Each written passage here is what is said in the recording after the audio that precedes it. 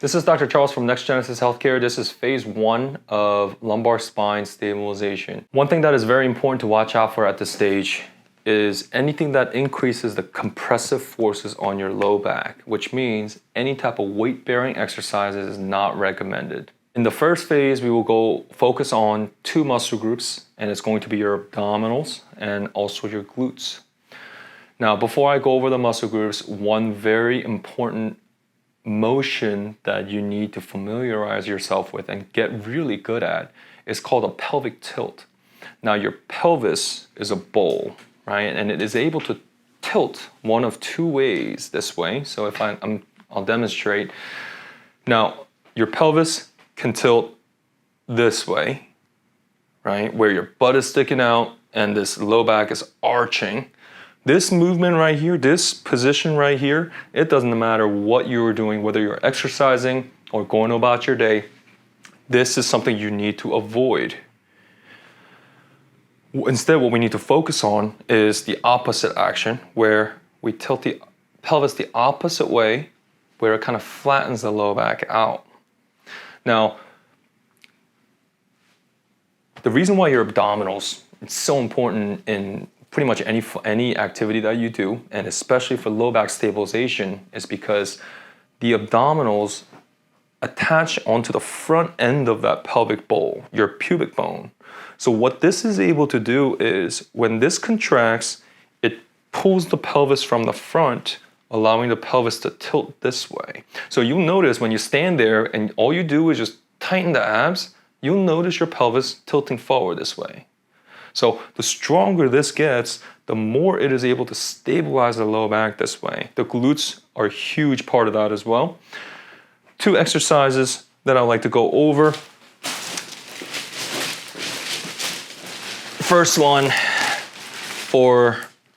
let's go ahead and go over the abdominals while we're at it.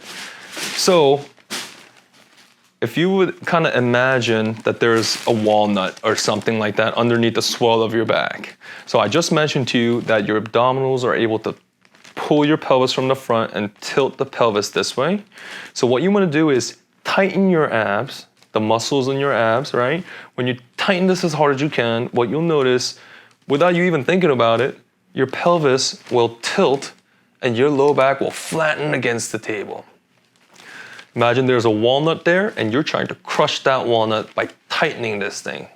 Make sure you breathe throughout this. A lot of people have hernias and stuff like that. It's not good to bear down, hold your breath, right, and build that internal pressure. That does mess with discs, by the way. So what you want to focus on is squeeze. Notice how I'm not holding my breath. Squeeze, squeeze, nice and as hard as you can. The harder you squeeze, the less of these you got to do, right? For 10 seconds, you want to squeeze as hard as you can and try to break that walnut underneath the swell of your back. One thing a lot of people will also notice is as they stay in this position for 10 seconds with this nice and tight, your low back, you'll notice the pain will start to melt. And it's because that takes the pressure off the disc as the pelvis is tilted that way. After about 10 seconds, I want you to give yourself a 1-second break and just go right back into it.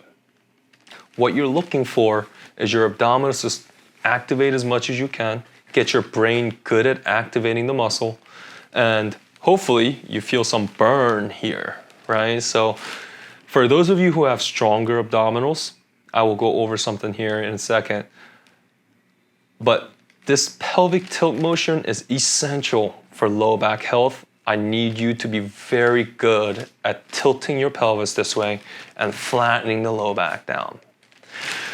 One exercise for your glutes, your big butt muscle, bridges. Now, a lot of people make the mistake of thinking bridges are all about bringing the pelvis up towards the sky. And yes, that is true, but too many people push off their feet in order to bring their pelvis up. Instead, the only thing that I would want you to focus on is clench your glutes as hard as you can. You're isolating your glutes and nothing else. The rest of your body stays relaxed, right? Now, because your glutes are a hip extensor, it extends this joint right here. When you squeeze just the glutes, it will come up slightly. But you notice it is not really possible to get it up any higher than this. I'm squeezing as hard as I can. I can't get it up higher than this unless I push off my feet, which is something we don't want to do. So I'm right here. I'm focused on basically clenching your butt as hard as you can, right? So I'm feeling the muscle contraction of my butt. I'm clenching that, which will kind of bring this pelvis up slightly. Now, some of the things that we've gone over already, take the entire motion nice and slow. Never let the muscle rest, meaning as I slowly lower myself, my butt should never touch the table, right? So I'm up here, squeeze, squeeze, squeeze, slowly on the way down. And before it touches, I'm squeezing and going right back up. And so as you go up and down, and your glutes are engaged the whole time, you're gonna start to feel the burn in your glutes. I need you to be able to fight through this burn. Just because you feel the burn doesn't mean you have to stop. You can continue to fight through it and push through the burn, and you're able to take it to fatigue, which is very important.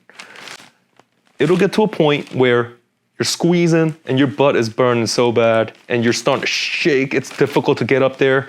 Give yourself one good one. Go up, squeeze as hard as you can, hold it there. It's burning, and then now I gotta stop. Give yourself a 2-minute break and repeat the process. That is phase 1.